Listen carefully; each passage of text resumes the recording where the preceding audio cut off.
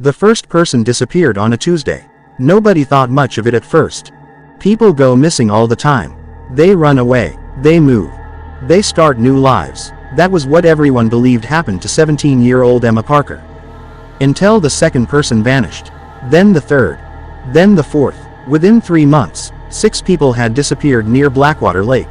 The town became terrified. Parents refused to let their children leave home after sunset. Businesses closed early. People stopped talking to strangers. Nobody knew what was happening. The police had no answers. No suspects. No clues. No bodies. Nothing. Then Michael Dawson arrived. Michael was a journalist. He specialized in strange stories.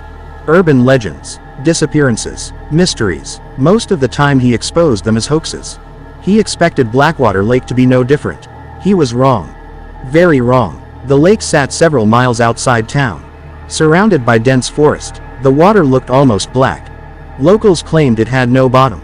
Scientists dismissed the rumor. They estimated it was around 200 feet deep.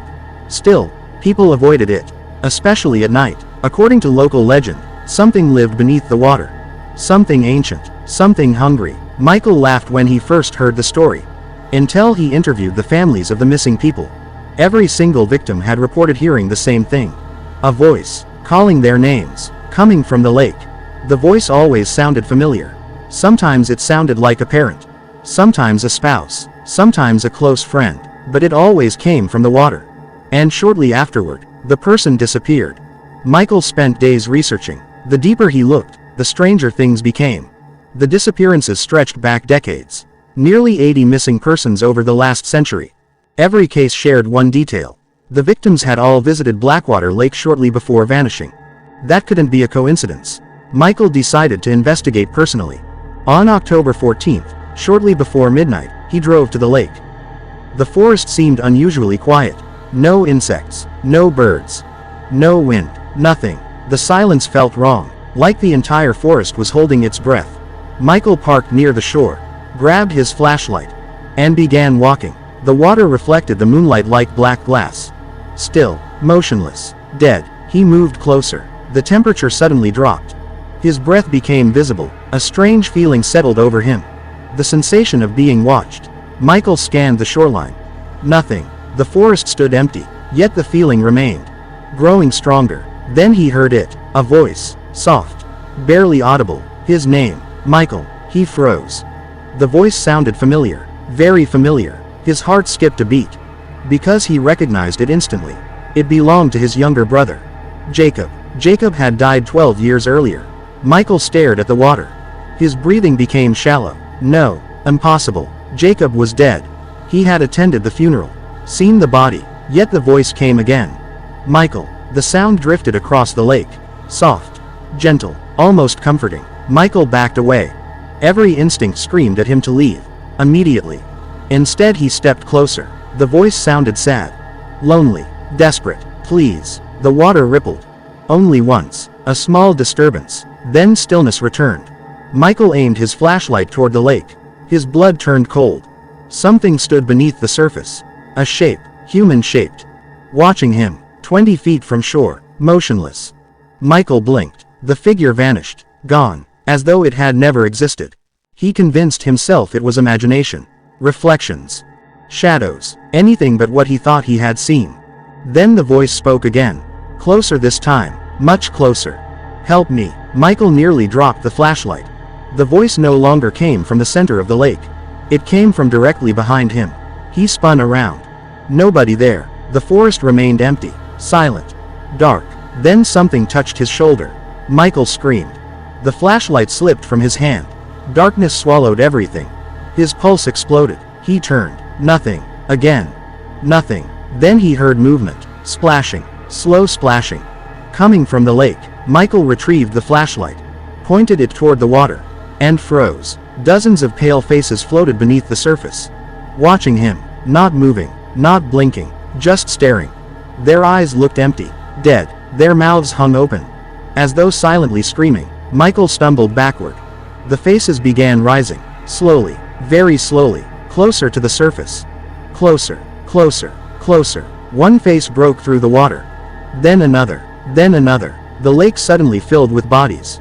Human bodies, hundreds of them, all staring directly at him. Every victim who had disappeared, every missing person, every lost soul, still alive, still watching. Then they smiled. Michael ran. Branches whipped across his face. His lungs burned. His heart pounded. He never stopped running, not once. Not until he reached his car. The engine started immediately. He drove away without looking back. But something followed him. He realized it halfway home. A second set of headlights. Far behind him, keeping pace. Michael accelerated. The lights accelerated. He slowed. The lights slowed. Always maintaining distance. Always following. Finally he reached town. The headlights vanished instantly. Gone. As though they had never existed. Michael returned home. Locked every door. Closed every window. Turned on every light. Still he couldn't relax. Because he kept hearing something. Water. Dripping. Somewhere inside the house. Drip. Drip. Drip. The sound continued all night. The next morning Michael searched every room.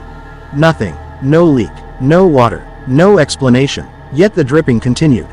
Day after day. Night after night. Drip. Drip. Drip. Then came the dreams. Every night he dreamed of the lake. The black water. The pale faces. The voices. Always the voices.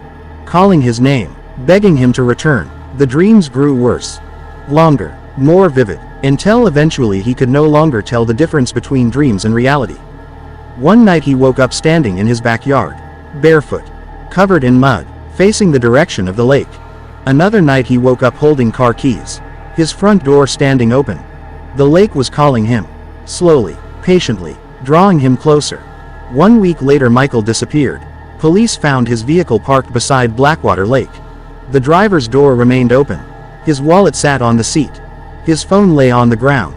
Still recording. The final video lasted only 27 seconds. The footage showed darkness, trees, the shoreline.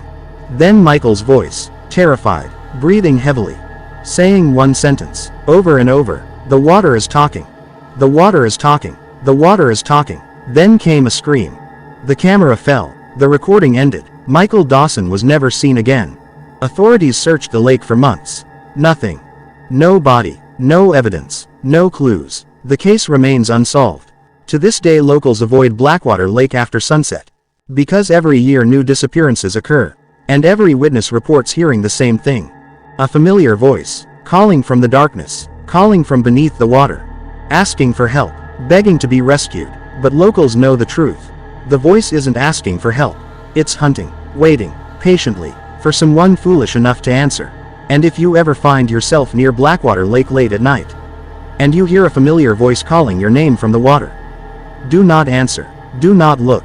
Do not move closer. Because once the lake learns your name, it never forgets, and sooner or later, it will come for you.